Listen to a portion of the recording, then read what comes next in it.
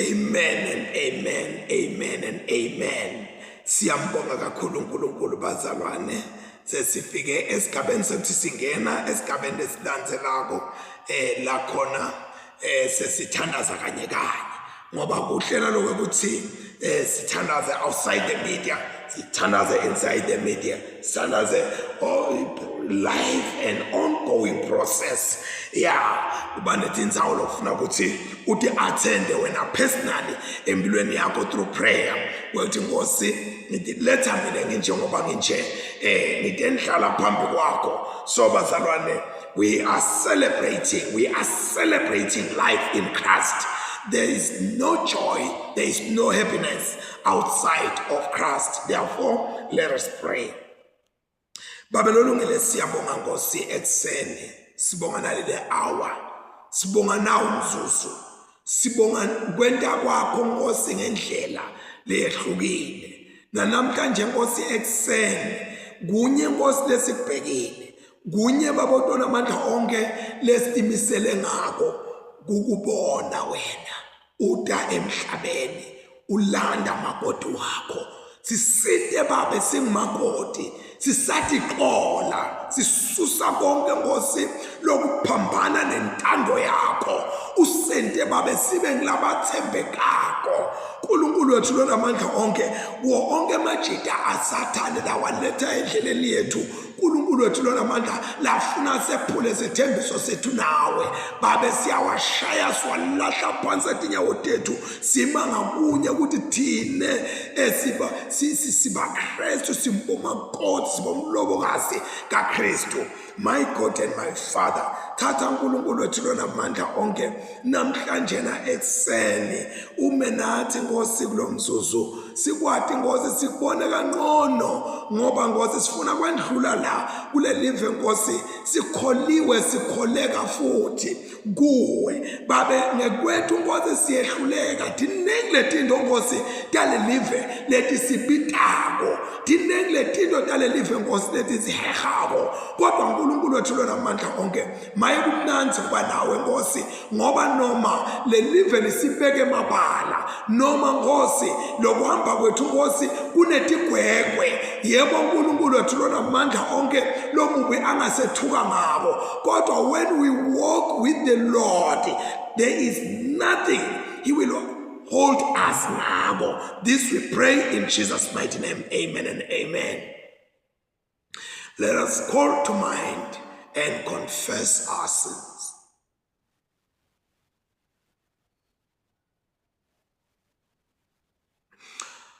Almighty God, our Heavenly Father, in penitence we confess that we have sinned against you through our own fault, in thought, word, and deed, and in what we have left undone.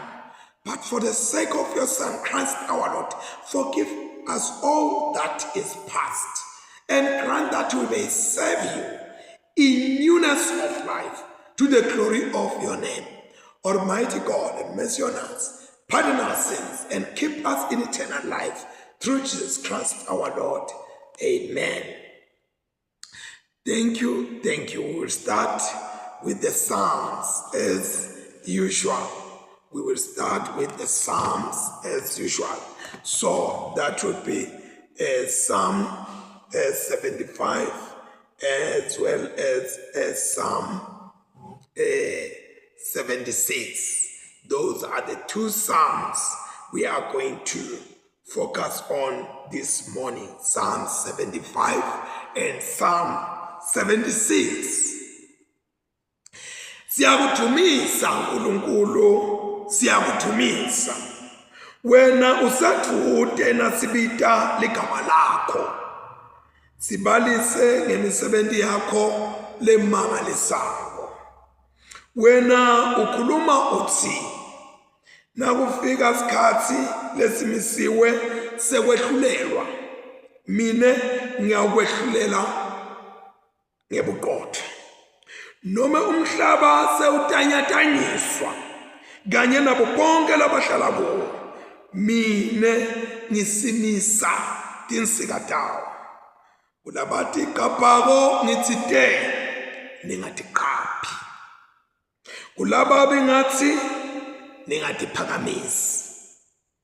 Ningathi phakamisi nithi kukumete ningakhulumi ngekwethelela. Ngobe kuphakama nekwehla kwemuntu akuveli empumalanga noma entshonalanga. Akuveli nasehlane nasendzabeni. Kodwa nguNkulunkulu lowehlulelako, wehlisa lomunye aphakamise lomunye. Ngobe esandleni sasimakathe kunendzebe leneliwayini lelibile laze laloya, ulinathisa bonke lababi bemhlaba, baliminyele ngisho nensekethe yabo. Kepha mina ngiyakujabula kude kube phakathe, ngithumise uNkulunkulu waJakobe. uNkulunkulu uthi ngiyakubehlisa bonke lababi, ngiphakamise bonke labalungile. uNkulunkulu uyatiwa kaJuda, ligama lakhe likhulu kaIsrayeli. Lithende lakhe liseSalema, nendlu yakhe iseSiyoni. Ngulapho ephula khona imiqibisholo levutsako, sihlangu, inkemba, kanye netikhali tempi. Maye ukhanya kwakho kuyakhazimula. Ukhathimula kwendlula tindzaba letivunule kahle. Emaqhawe latatisako asaphangwe impango yawo. Atsimate efikelwa buthongo alala siphelane. Onke ehlulekile usebenzisa tandla tawo. Nesikhahlo sakho uNkulunkulu waJakobe, bagibeli nemahashi behlelwe buthongo. Kodwa uyesabeka. Ngubani nje longema embi kwakho, nase uthukuthele uvutha lulaka. Usesemazulwini wevakalisa kwehlulela kwakho, umhlaba wesaba wathula. Mdlana uNkulunkulu ate kwehlulela kude asindise bonke labathobekile bemhlaba. Ngempela lulaka lwebantu lwangeta into. I'm sorry, let me read well. Verse 9. Mdlana uNkulunkulu atakwehlulela kude asindise bonke labathobekile bemhlaba. Ngempela lulaka lwebantu lungeta indumiso yakho. Labasinze elulakeni lwakho bayimvunulo yakho. Yentani tetsembiso netifungo tenu ngosimakathe. Lo nguNkulunkulu wenu nitigcwalise. Bonke labasedvute naye abalethe tipho kulowo lofanele kwesatshwa. Nguye lothobisa tikhulu, uyesabeka emakhosini emhlaba. Akuthunyiswe uyise nendvodzana naMoya Oyingcwele, njengoba bekunjalo ekuqaleni, kusenjalo nanyalo, kuyakuba njalo kude kube nini nanini. Amen. Sifundo seqala sibuya etincwadini te-Apocalypse, the Apocrypha, it's written in Baruch chapter 2. We are reading from verse 21 to 29. Baruch chapter 2 verse 21 to 29. Thus saith the Lord, bow down your shoulders to serve the king of Babylon. So shall ye remain in the land that I gave unto your fathers. But if you will not hear the voice of the Lord to serve the king of Babylon, I will cause to cease out of the cities of Judah and from without Jerusalem the voice of mirth and the voice of joy, the voice of the bridegroom and the voice of the bride. And the whole land shall be desolate of inhabitants. But we will not hearken unto thy voice to serve the king of Babylon.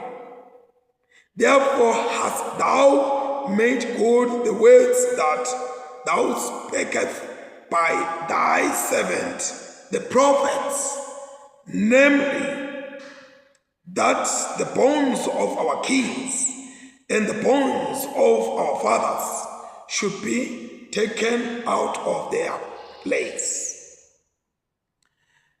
And lo, they are cast out to the heat of the day and to the frost of the night, and they died in great miseries, by famine, by sword, and by pestilence. And the house which is called by thy name hast thou laid waste, as it is to be seen this day. For the wickedness of the house of Israel and the house of Judah.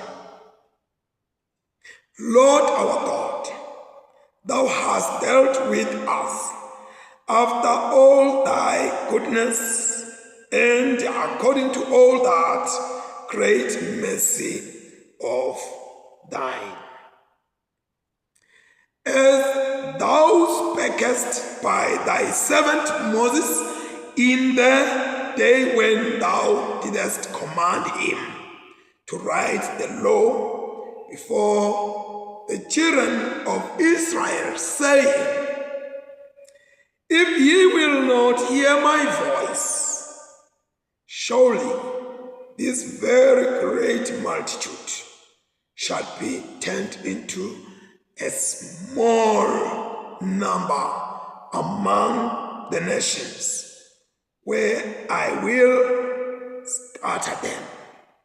Here ends the first scripture reading. The second scripture reading is from the New Testament, written in the letter to the Galatians, chapter 3, verse 15 to 22.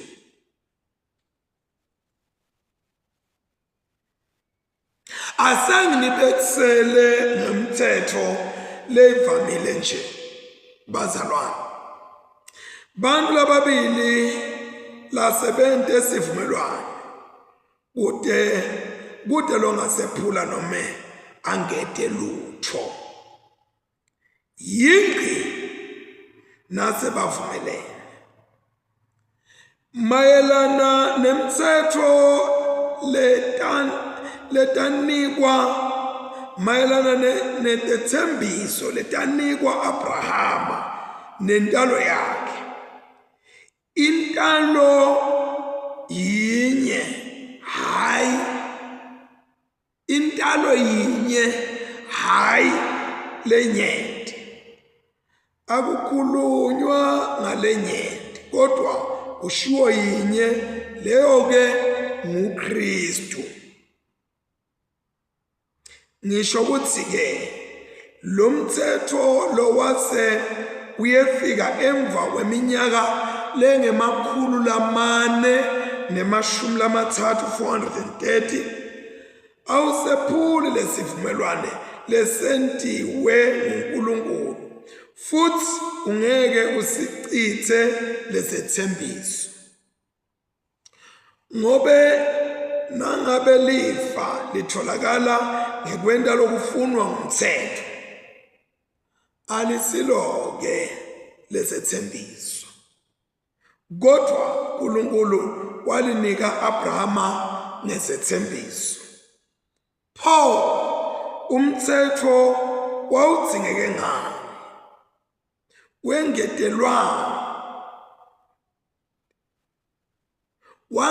Wangetelwa kubonakalisa ukuthi siyini sono.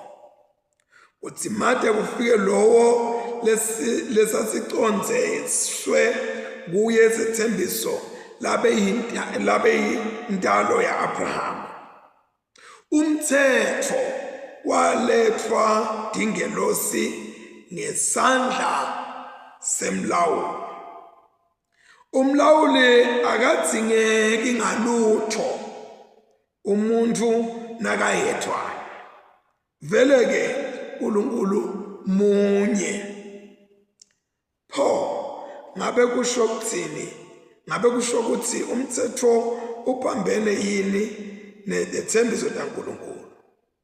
Cha, akunjalo.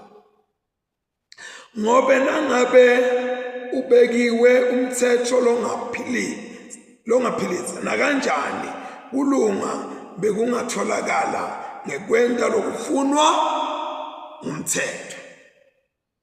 Kodwa umbhalo uthi bonke bantu bangaphansi kwemandla esono, uze kuthi lokwethenjiswa ekukholweni nguKristu Jesu uniketwe labakholwako.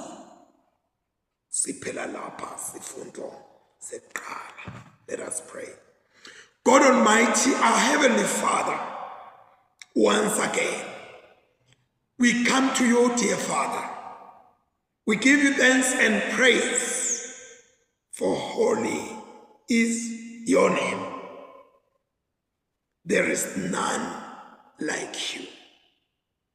You called us out of the realm of darkness into your marvelous light through Christ Jesus, the true and only covenant of promise to all those who believe in God. The promise of God that brings fulfillment of all that we desire.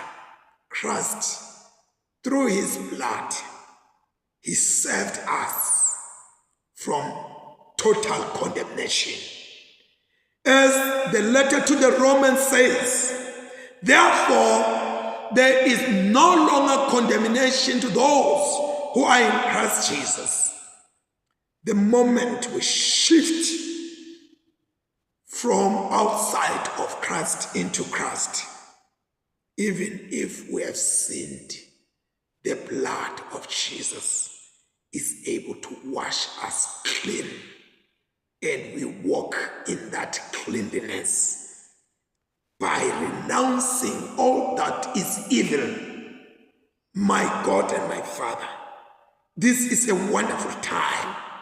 This is a very good time, oh Lord, that as we resume this day, we put ourselves before you. We beseech ourselves to worship the one and only living God. We pray, therefore, O God, that we let go everything that will become weight and hindrance in this journey.